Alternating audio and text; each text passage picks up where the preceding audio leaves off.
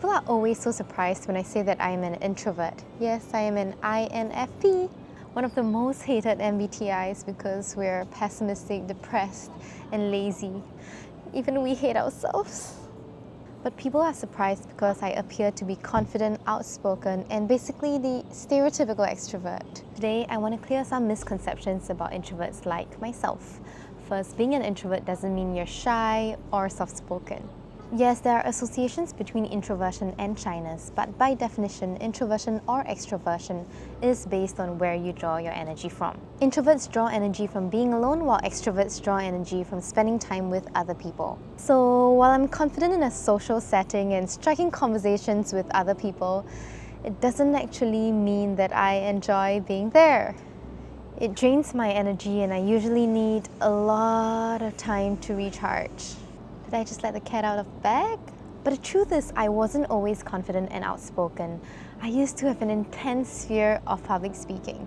I couldn't even raise my hands up to speak up in class even though I had many ideas running through my head. And when I do share my thoughts because I was called upon, my face would get so flushed and my ears would feel so hot. And I'd obsess over what I said and how I could have said it better. The choice of words, whether I missed anything. Did I sound intelligent or did I just sound silly? I never understood how people could go on yapping so confidently. But over the years, I forced myself to become more and more comfortable with public speaking. It is a lot easier now, but honestly, sometimes I still think I suck at it. I still think about whether my comment is intelligent enough before raising my hand to speak. I still obsess over the things that I have said. But of course I don't show it. No one wants to seem like an insecure person. Bottom line is, to survive in this world that was made for extroverts, I, along with many other introverts in this world, had to learn how to appear to be extroverted. And it's hella tiring. My father recently shared that for the bulk of his life, he always felt tired, and it was only recently that he started to feel energized. My immediate response was, "It's because you're an introvert." My dad too is an INFP that had to survive the corporate world as an introvert. It was only up until recently that he started having more time to himself, playing chess online and taking walks alone. I noticed the same thing about myself. I am overstimulated and exhausted after a long day of meetings and too many social events. But I'm energized when I write papers and speak behind a camera. How then should introverts like my dad and myself live? Are we destined to a lifetime of lethargy? I think yes and no. The fact is, we live in this world that is made up of humans, and as Aristotle said, man is by nature a social animal. We all need some form of human intimacy. Except that for introverts, it stops at that tiny inner circle of people that we're truly comfortable with. So the first thing that we can do to protect our energy is to identify the energy vampires in our lives and distance ourselves from them. What are energy vampires? They are people who deplete your mental and emotional energy whenever you spend time with them. As a teenager, I never thought that I had the power to choose my friendships.